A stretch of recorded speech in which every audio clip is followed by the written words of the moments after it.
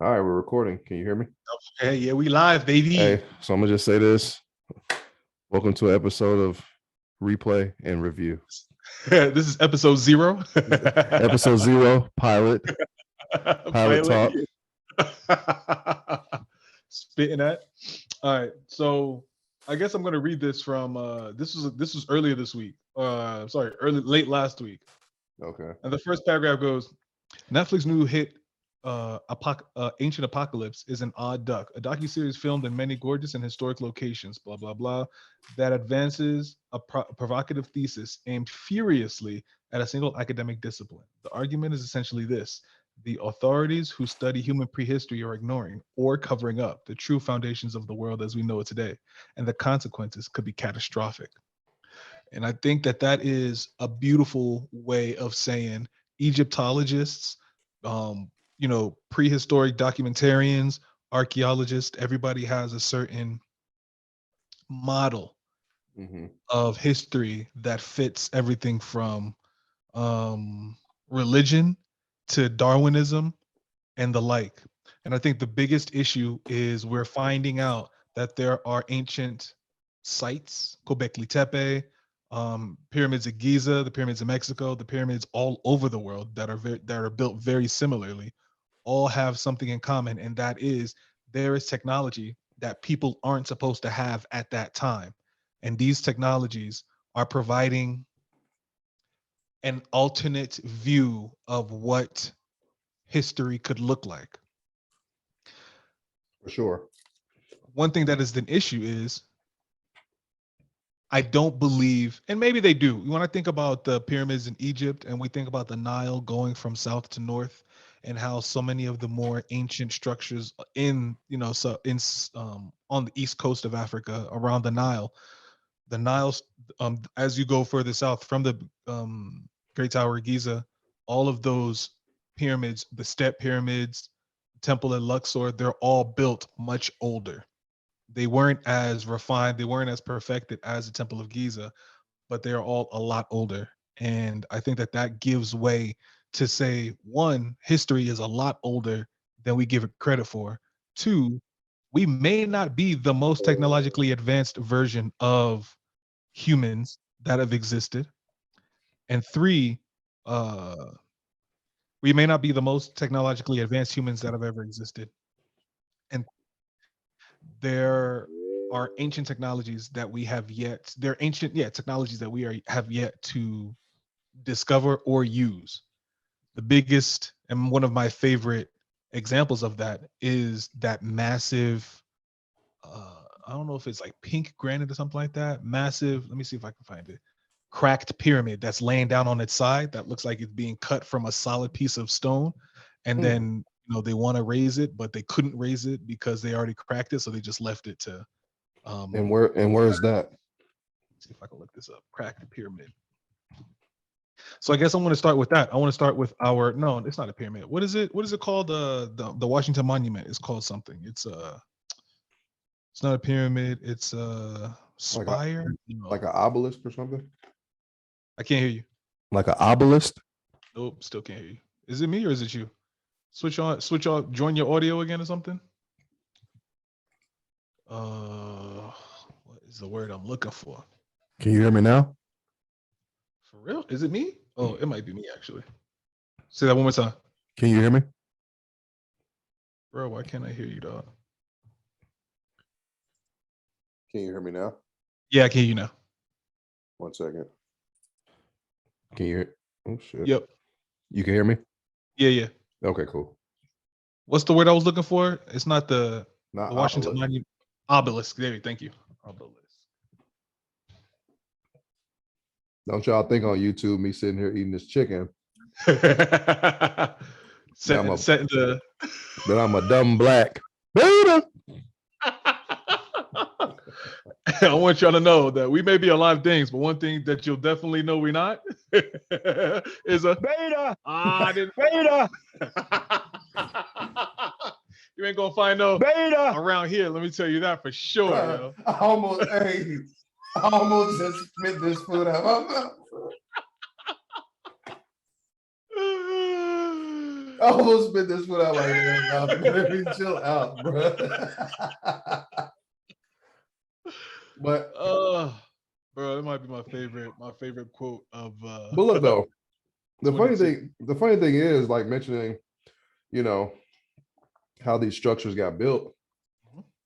It's simple to me, at least.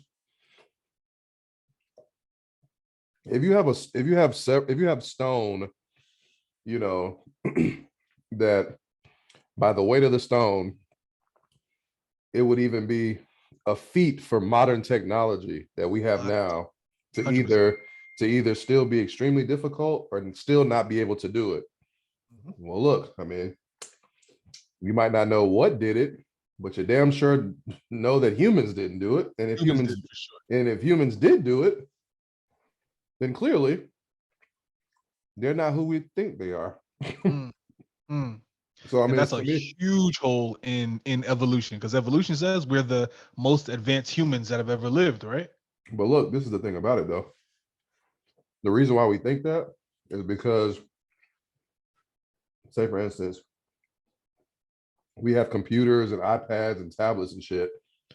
But what's more technologically advanced, a computer or being able to levitate a stone that weighs Yeah. 20,000 tons? It's like, That move. so Yeah. just because they didn't have computers back then doesn't mean they weren't more technologically advanced. It all depends on what they cared about 100%. and what was useful to their society at the time. 100%.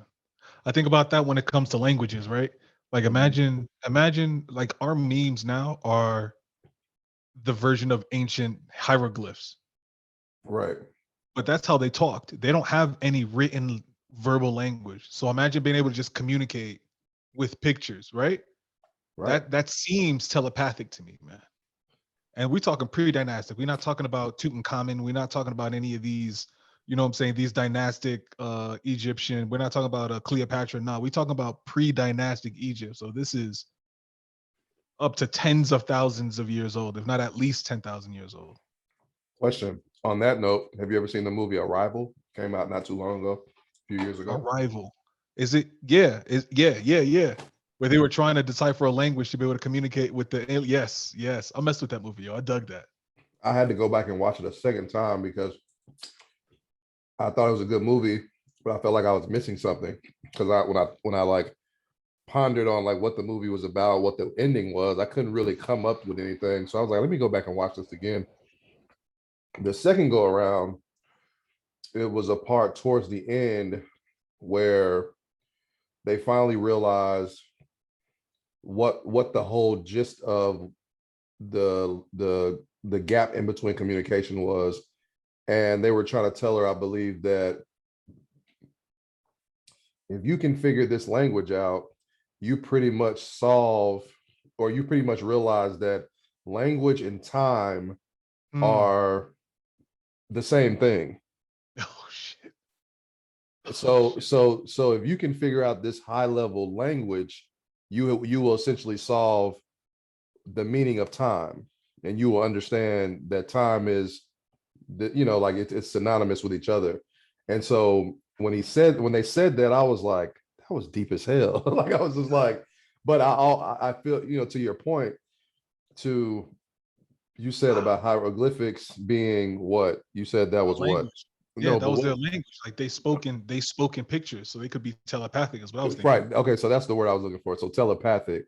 So essentially, on the movie, that's what they were also trying to figure out, is like, are these beings telepathic? Like what Mm. exactly are we witnessing? Like, so and obviously I would have to kind of, do some more research on linguistics and the history of language and these different things. I'm pretty sure you can go down a deep rabbit hole on that. But for some reason, when they kind of made that to be the crux, the center of the movie towards the end, it just was a profound thing that I was like, okay, we can't discount it. Okay, it was a movie, but that's actually something to really ponder on, because when you Really really think ponder. about it, that could be, that could be a thing. And not to mention, you really got me thinking about, if you can, if language and time could be synonymous, then you could use time as you know what I mean, like as a language versus language meaning time. So you could use time as a tool the same way you would use language as a tool. And that is profound. And that makes me want to go watch that movie again.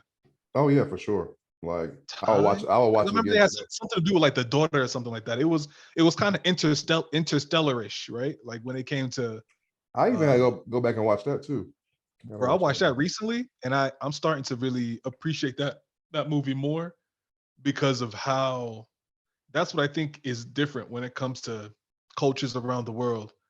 Is like there are people may there I think that there were societies that really truly understood the value of living for one another, that really understood the value of not being for self. You know what I'm saying? And there was such a selfish thing that happened in the Interstellar movie that I'm not going to give up. But it was just like, yo, man, come on, yo. People are really, really like dedicating their world to this just for this to be a, you know, almost a farce. Was that was really tough. That was a really tough pill to swallow when it comes to like, damn, humans, like, why can't we get this shit together kind of thing. Yeah. Uh I've been doing a lot of research when it comes to not research, but I've been researching a lot of alternatives to our history. And I still can't get over, I believe nature is extremely efficient. You know what I'm saying? Like a bee, an ant, an octopus, like these are nature's creations and these are very, very efficient creatures. Humans are not efficient. And the one thing that I still can't get over is we have something called junk DNA. most of our most of our DNA is unused the same way most of our brain capacity is unused. Right. That seems non-natural. That seems like it was almost a controlled dumbing down. When you think about the Bible and you think about a lot of these ancient texts where they have giants or they have flying machines or they have, any kind of technology. I listened to this dude named Lloyd Pye recently. And Mhm. Lloyd Pye is of the belief that humans were engineered. Okay. And not only were they engineered, but we were engineered and then we were engineered again, right? So at one point we were too powerful.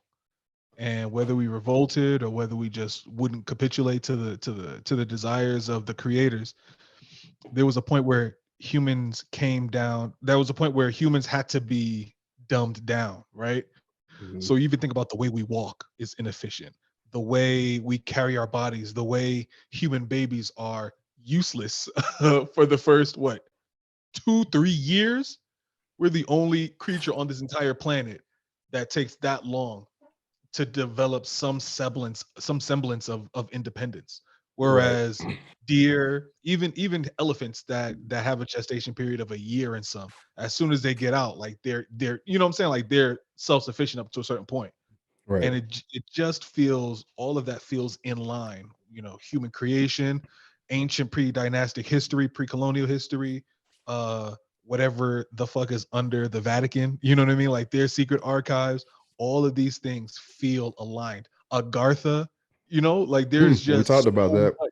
We talked about that and we will talk about that on this podcast. We have so much to explore when it comes to what's really going on, because I'm telling you now, bro, I'm not So buying so this. you wanna hear what I okay, so you know how like in movies, say if it's like a conspiratorial type of movie, like, about kind of like hidden histories and hidden treasures and all these different ideas, right?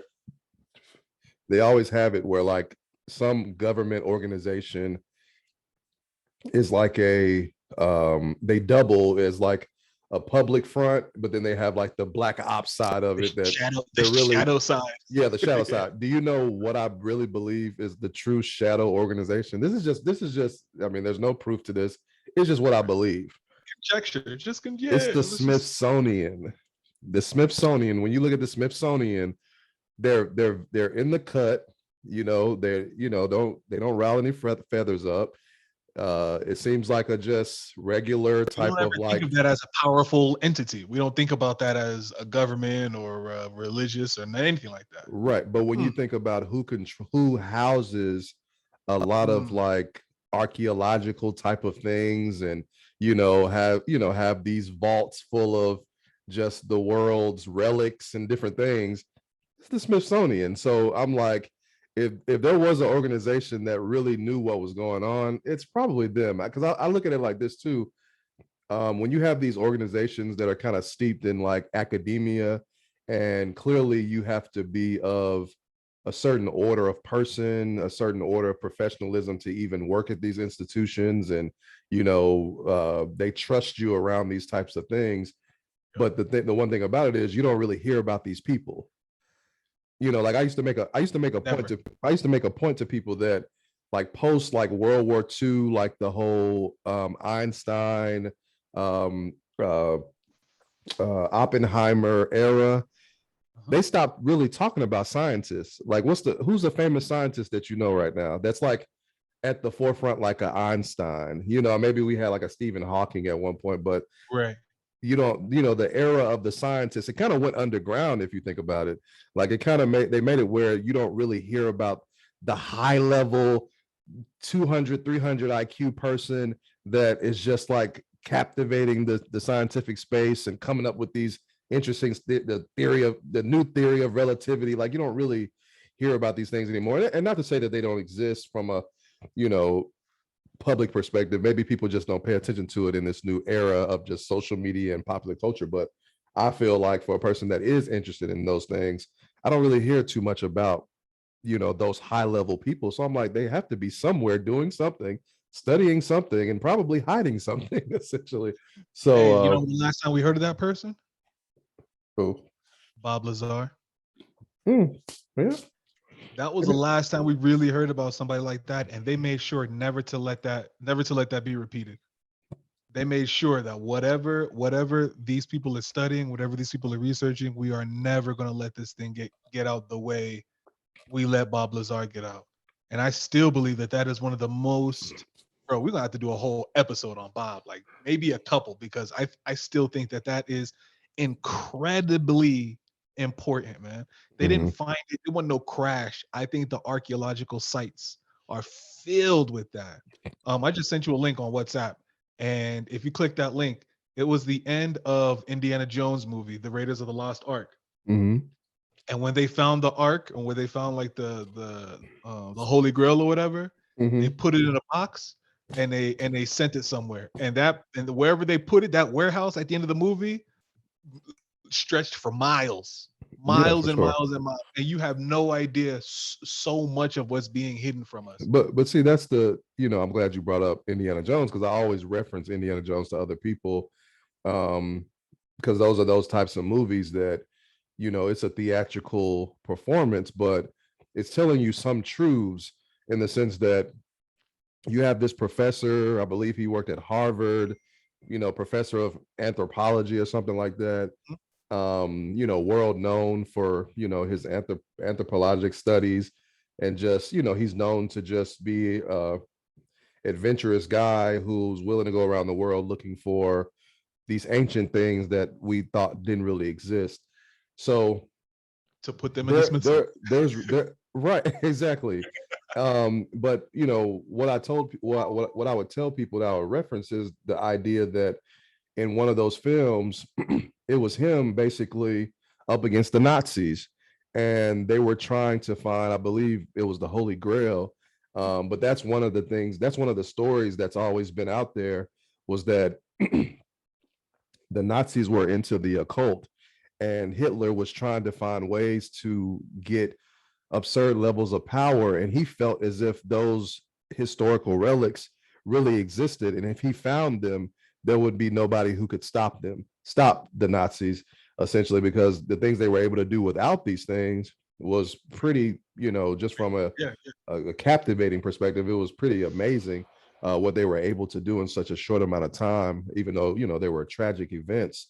Um, but ultimately, that's always been something that's kind of in the mythology of the Nazis. And so to me, when you see something like Indiana Jones, to me, they're showing you like, look, the rabbit hole goes a little bit deeper than what you believe. This is not just about, or, there's, how do I say it? Like,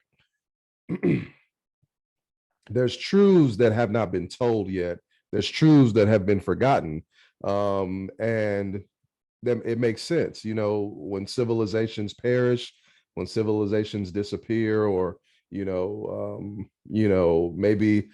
a whole population of people, just like the bubonic plague, maybe they died of disease, and over time, their civilizations eroded away, or just things were lost in general. That's just the nature of life in general. Like, you're going to have Right. things in your possession. Over Extinction. time, they're going to be lost. And that can go for anything. So this idea that these relics could possibly exist, that they're not some fantasy fairy tale, to me, it's a plausible thing. To me, I always look at it like this: people don't tell these stories for no reason. Mm. So say, for instance, like, I'm gonna just use this for example. They make fun of Kyrie for saying the earth is flat, right? And I'm not saying that, I do I believe the earth is round? Sure. I believe the earth is round. But I don't discredit somebody believing that the earth is flat. And the reason why I don't discredit it is because, where did that story come from? Mm. And I think in the scientific world, they'll probably say it came from people's ignorance, their lack of scientific knowledge at that time. So they just were ignorant to the fact that the earth was actually a sphere. Okay, you can say that. But you could also say that they thought it was flat because they actually saw something with their eyes that made them believe that it was flat. So let's go into the hollow earth theory. What if there was an opening in the earth at in some point on the earth, and somebody sailing the great seas of old, the Christopher Yeah. Columbus times Saw and some shit such, fall through. We're like, they no, saw they no, saw let's turn they around. saw they saw some shit just straight up fall off fall off the earth. Um, Mm. so they told their buddy, they pal, like, bro, this shit must be flat. It's like, gotta like be I just flat. saw Yeah. we How you just gonna have a hole that big? I ain't never put those two together, bro. Yeah, and so that's what I think about when because I like I said, I say to myself, where does this story come from? Sure, it could came from ignorance, but it could also came from, like, for instance, I'm fascinated with octopus. They're cool creatures. We talk about them all the time. Well, what about this idea? They said the mythology of the Kraken, right? This huge giant octopus that takes ships under, from those Christopher Columbus times of sailing the Right, great right. seas. Like, Yeah. there's these accounts like, oh, we came across this huge monster with these tentacles, right? Well, we know about octopus. They're extremely intelligent, they're extremely crafty, they're extremely dangerous animals at their miniature size, or their small, the size that we traditionally know them as. But what we can't uh forget is that there is a such thing called a giant squid that Mhm. that Right. for the That eats longest whales, bro. that attacks whales that weight Whales. that weigh tons.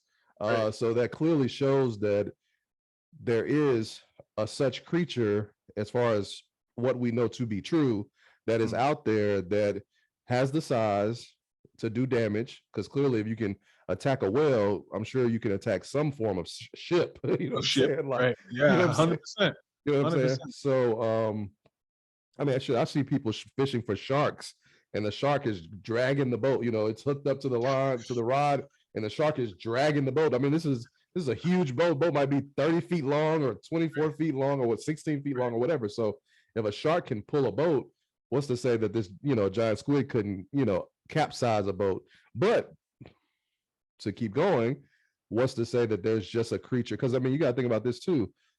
They got the last time that they got the giant squid on camera, I think, was in the last 5 to 10, well, probably like 5 to 7 years, that they Mm. caught it on camera, because it's so elusive, like, because it stays at extremely deep depths, right? So if we're talking about an animal that hasn't been on camera up until 2000, let's just say 16, 17, or 18, we're this far in history, and they're just now getting a clear shot of this thing, because typically they only found them when they were dead, and they, Right, right. The carcasses. Yeah. the carcasses on Or beaches, or right? or or or markings on another animal that, Exactly. being hunted. Right.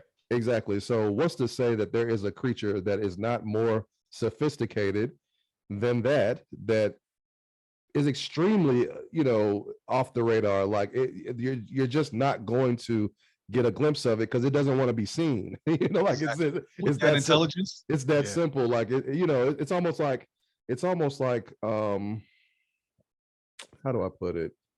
It's almost like not. I mean, it's not like a spy, but it's just this idea that if a person doesn't want to, if a human being doesn't want to be seen by the world, there's ways that you can make that a high probability. You can go off grid. You can go in the dense forest. You can build But you a can't cab. be unintelligent. You have to be extremely intelligent to figure out a way to be elusive for to at least to intelligent creatures. You have to be more But intelligent than the creature you're trying to escape from. but look though, this is the thing. We've seen it with what was it, the Unabomber? We've seen it with several different figures in history that they commit these crimes and then they're not caught for 5 years or 10 years because they were hiding in the forest of North Carolina or some crazy shit because it's just that much acreage to where, how are you gonna find this small being in the midst of this huge geography. So if you translate that into the ocean, which Mm, they say we've only explored 1 to 5% of this thing, right? It takes up 75% of the planet. What is it? You can stick Mount Everest in the ocean and you won't see Mount Everest. I mean, right, this right. is how big this body of water is. And so the idea that there's not a creature that can hide if it wants to. And I mean, it's just not, to me, it's just not far-fetched. A creature So does we not press to come to the ocean, to come to the surface at all. You know what I mean? Like it doesn't need any of this up here. I could see that, Joe. I could see that. Oof. yeah. Yeah. I could see. I mean, I'll have to, do some research on this, continue to do research on this hollow earth theory, but I just think that the way that we perceive things is just real questionable, because if the earth is hollow, like if you stack these things side by side and kind of like with a plus sign, like you're adding these things up. So say 5% of the ocean hasn't been explored, but it's 75% of the earth was as we know it. On top of the fact that the earth could have its hollow points, because the reality is there's articles out there stating, I mean, let's see. Let me look this up actually so I can read it and be speaking about it correctly.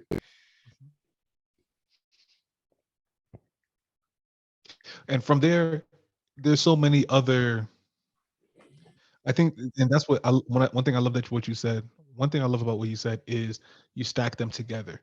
Hollow Earth plus Bigfoot plus extraterrestrials, or an offshoot of humanity that evolved somewhere else, plus the Mariana Trench and what could live down there, Exactly. plus um plus let's not even go too far. Let's just say what we're learning and what we're taught isn't wholly the truth in whatever topic we're listening, we're thinking about, whether it's geography, whether it's astrology, whether, I mean, not astrology, astronomy, whether it's astronomy, we just don't know. We have easy questions like, why is our moon the only moon that doesn't rotate in the entire solar system? First of all, why is our moon even called just moon? What is the name of our Earth? If Jupiter has a name, Saturn has a name, all these planets have a name. Why is our Earth just Earth? Why is our sun just sun? So You know what I'm saying?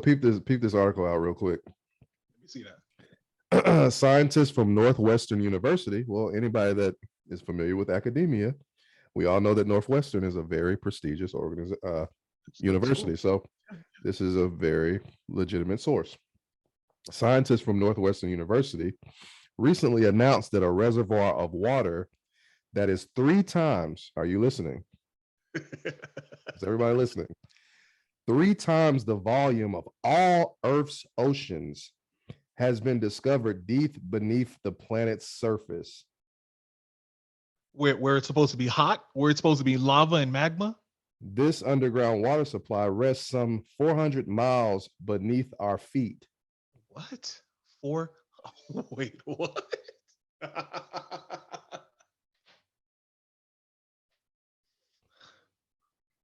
I'm just 400 saying. I'm just saying. past the Earth's crust, 400 miles where it's supposed to be nothing but molten. I'm just saying. Bro, It's are you kidding me? it says it's 3 times the volume of all Earth's oceans. Wow. How's Wow. that even possible? And how is that inside the Earth versus on top of the Earth? I mean, Wow. because okay, and this coming from Northwestern University, right, Femi? So I can't even conceptualize what that looks like, right? Same. So if you can't conceptualize what that looks like, you probably really don't know what the configuration of the Earth really is. Mm-hmm. Mm-hmm. Mm-hmm. Because 100%. the way we think about it is the land, Yep. water, and then but I guess below the water you have what is going towards the mantle, right? Yes. Yes. Exactly. Okay, but if they're saying that it's a reservoir of water that is 3 times the volume of all Earth's oceans, 400 miles below. Then what is inside of the Earth? There is an inside of the Earth. Yeah. Yeah, Like right. That immediately means that there's an inside of the Earth. that immediately means that. And the inside of the Earth is not molten, or, you know what I mean? It's not evaporating this water. The inside of the Earth is able to Listen, contain listen, this water. listen, listen to what this says, and I'm gonna say something real quick. It says that as the evidence suggests, or it says this find adds to this theory, as the evidence suggests that the oceans gradually oozed out of the interior of the early Earth. And only a fraction of it, only